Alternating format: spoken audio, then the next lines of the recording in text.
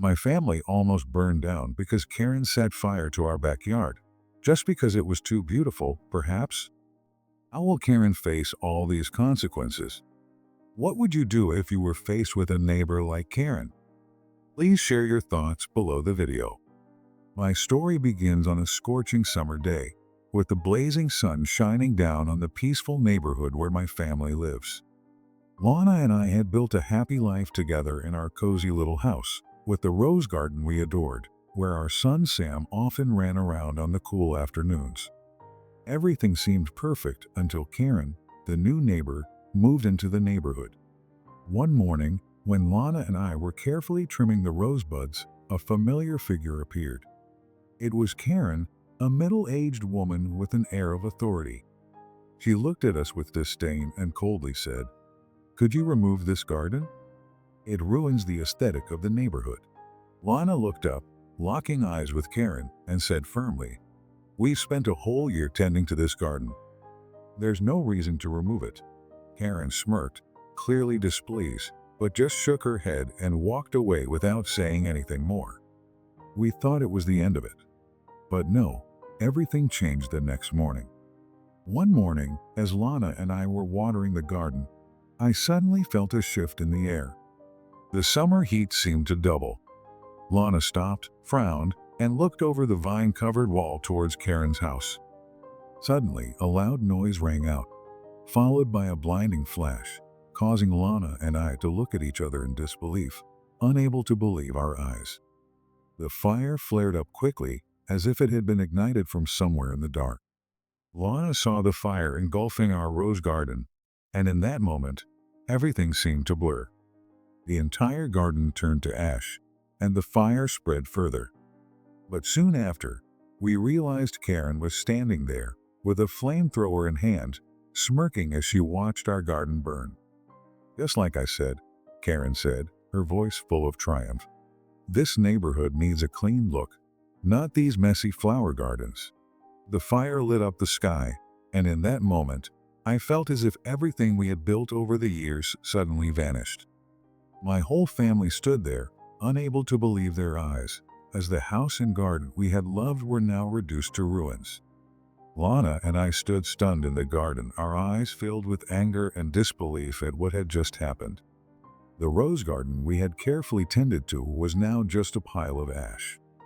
But inside me, there was not just sorrow, but an uncontrollable rage.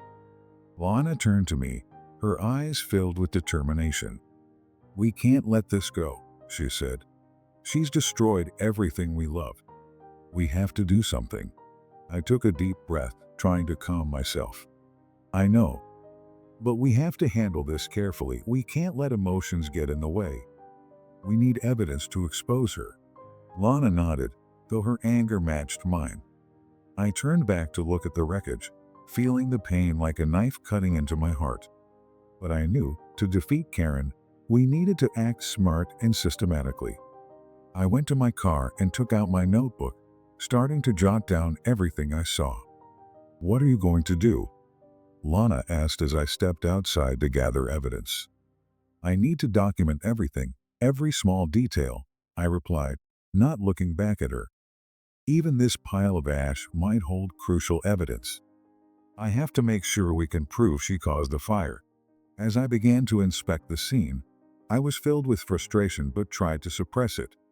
It felt like I was facing a federal arson investigator, where there was no room for weakness. Under the hot summer sun, I checked every corner of the garden, leaving no detail overlooked. Lana stood beside me, her eyes filled with tears, but her gaze resolute. "You're too worried. You don't think she'll do this again, do you?" Lana asked, her hands trembling slightly. "She won't let us off the hook," I answered, looking around to make sure I didn't miss anything. "But we won't let her win. We need to clarify everything and not let emotions guide us." As I continued my investigation, it seemed like a dark veil covered me. Though unspoken, some of our neighbors seemed to avoid looking at us. Their hesitant glances, the half-hearted stories they shared, all carried an unspoken fear of Karen. There was a vague rumor that Karen not only had influence in this neighborhood, but was also protected by a few powerful people. The threats she sent through every glance made people afraid to speak out. A few people had hinted at Karen in conversations, but no one dared confront her.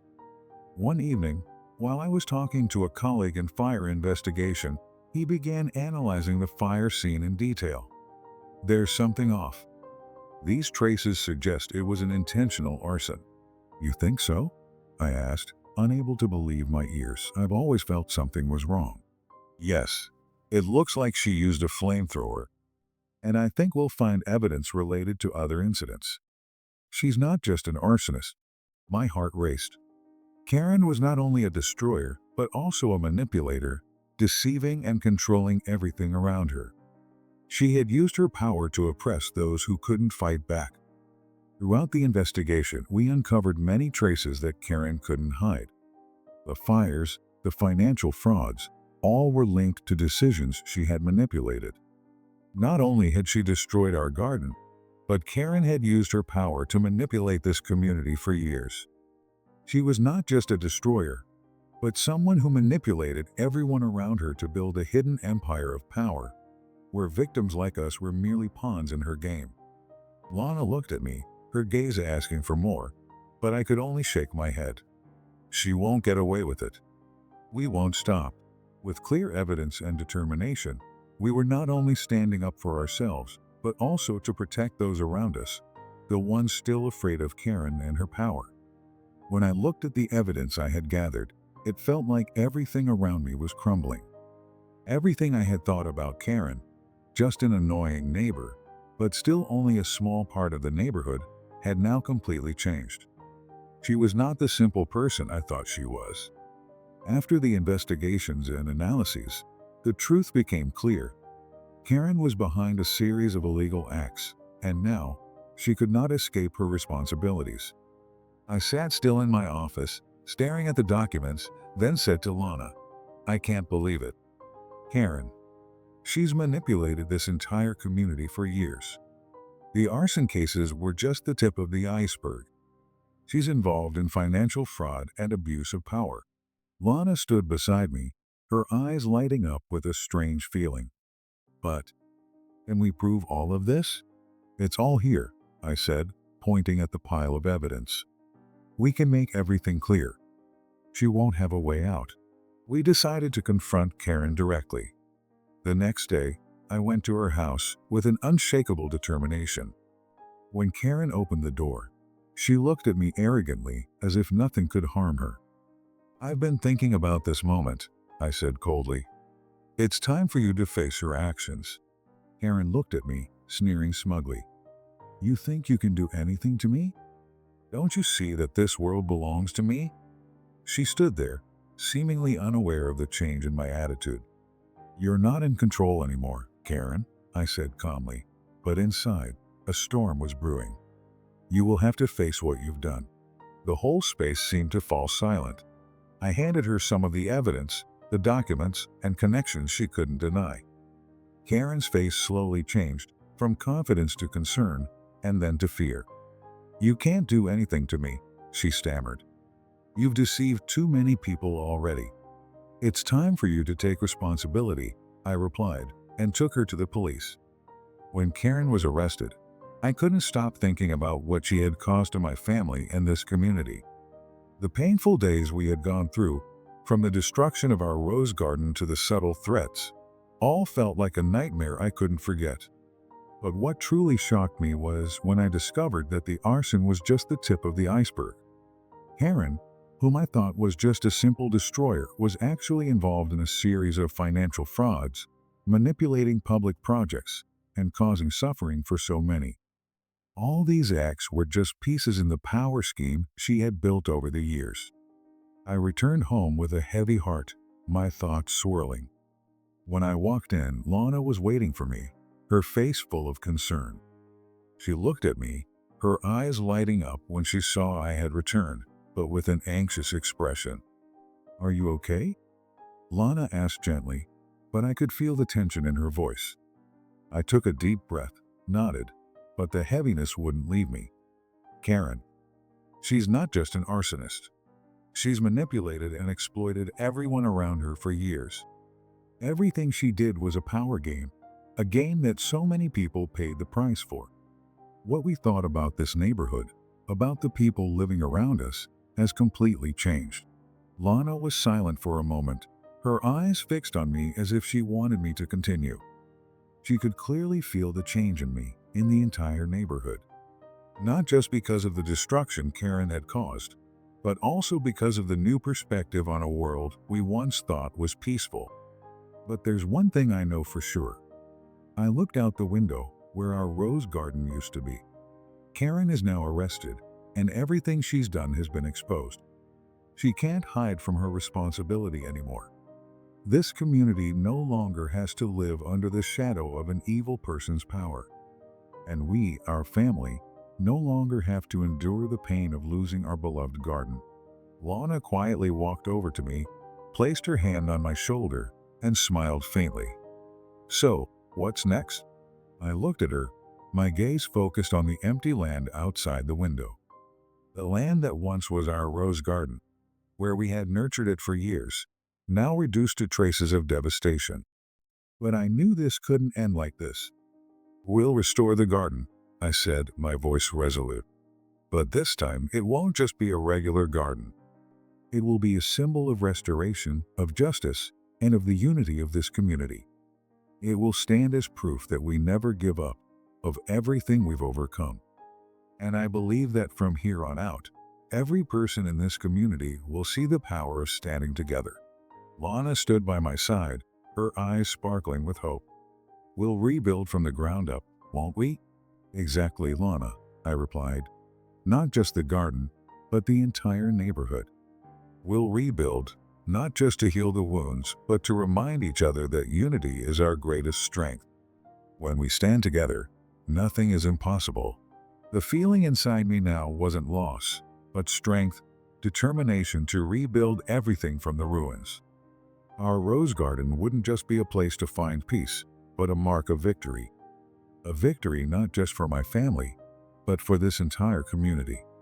We got to work rebuilding the garden, tending to every branch, every leaf.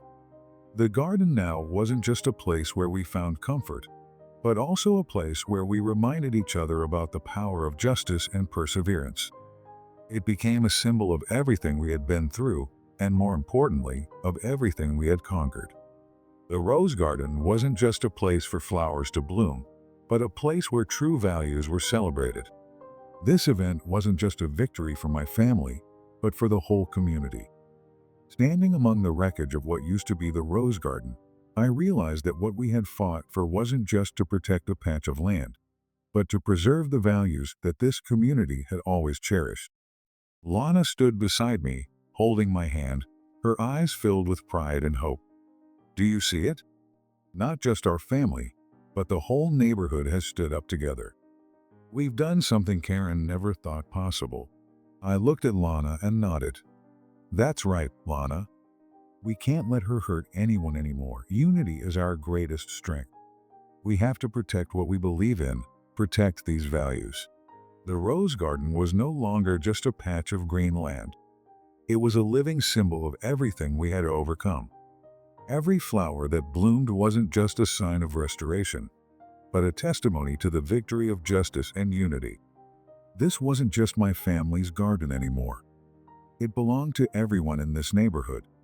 Every branch, every leaf, carried the story of resilience and the strength of a community that would not be defeated. Lana sighed, gazing at the garden. You know, at first, I didn't think we could do it. But now, seeing it like this, I feel stronger than ever. You're right, I replied, my eyes also following every flower in the garden. We're not just protecting what's valuable, but protecting ourselves, protecting our faith in justice and fairness. What is right, what is good, will never be something that can easily be broken. As I looked at the garden, I didn't just see the rose bushes, but the people in this community, the ones who hadn't hesitated to stand up when needed. This community proved that when we stand together, there's nothing we can't do. Each of us can make a huge difference if we hold firm to what we believe in and always protect what is right. This story is a reminder of the importance of defending justice and unity in a community.